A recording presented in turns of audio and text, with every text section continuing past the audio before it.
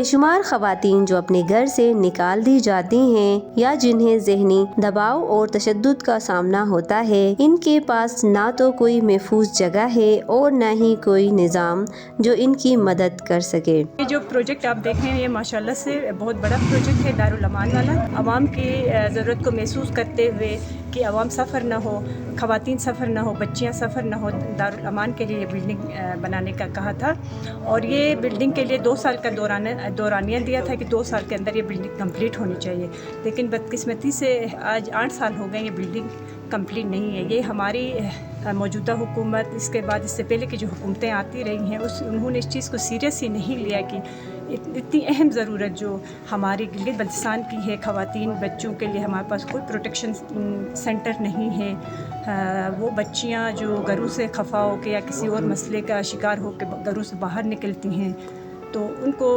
کوئی ایسا protection centre یا دارالامان نہ ہونے کی وجہ سے وہ بچیاں اکثر خودکشی کا شکار ہو جاتی ہیں یا غلط ہاتھوں میں چلی جاتی ہیں۔ بوڑھے لوگ جو کسی بیماری میں مبتلا ہوں یا کسی اور اس میں گھروں سے مس ہو جاتے ہیں، ان کے لیے بھی اگر دارالامان کی سہولت ہمارے پاس موجود ہوتی تو یقیناً لوگ اس سے دارالامان تک پہنچا دیتے اور وہ لوگ وہاں محفوظ ہاتھوں میں ہوتے۔ ٹھیکیدار حضرات چاہتے ہیں کہ ان کو تھوڑا سا اور فائدہ ہو، روائز کے لیے پھر یہ چلے جاتے ہیں۔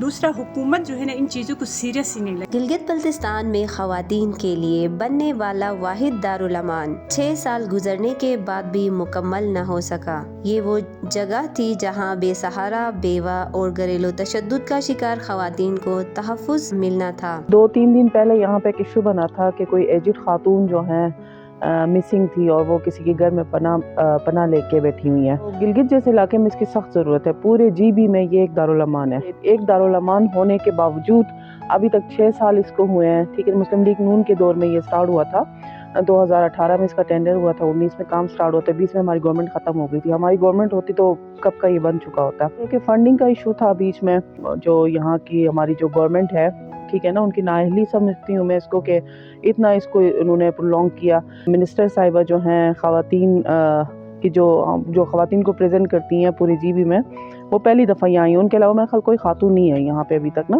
کئی خواتین بے یار و مددگار در بدر کی ٹھوکریں کھانے پر مجبور ہوتی ہیں، جبکہ کچھ خواتین ان حالات سے تنگ آ کر خودکشی جیسے اقدام تک پہنچ جاتی ہیں۔ بہت سارے کیسز ہوتے ہیں لڑکیوں کے نا، تو ان کے لیے کوئی جائے پناہ نہیں ہوتی جہاں پہ وہ اپنا سر چھپا سکیں، عزت سے رہ سکیں۔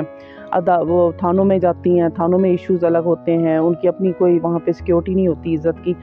گھروں میں ایشوز ہوتے ہیں جس کی بنا پہ وہ سوچتی ہیں کہ ہم اب جائیں تو کہاں جائیں۔ اس بہاف پہ آپ نے دیکھا ہے کہ بہت سارے سوسائڈ کیسز ہوتے ہیں۔ خواتین کی جتنے بھی ایشوز ہیں نا، میں نے دیکھا ہے اس کو کوئی بھی سیریس نہیں لیتا GB میں۔ تو جو اسمبلی میں خواتین ہماری بیٹھی ہوئی ہیں، تو ان سے بھی ریکویسٹ ہے کہ اپنے معاملات سے نکل کے تھوڑا ان چیزوں پہ توجہ دیں، اور یہ وہ خواتین کے لیے آگے آئی ہیں تو خواتین کے لیے ایسے ایشوز پہ ان کو آواز اٹھانی چاہیے۔ فلک نور کا جو مسئلہ تھا دارالامان نہ ہونے کی وجہ سے پھر اس کے لیے بھی مشکلات پیدا ہو گئی۔ ہمارے یہاں بہت ضرورت ہے، یہاں پہ صرف فرنیچر کا ایشو ہے، باقی سب کچھ کلیئر ہے، بلڈنگ کلیئر ہے۔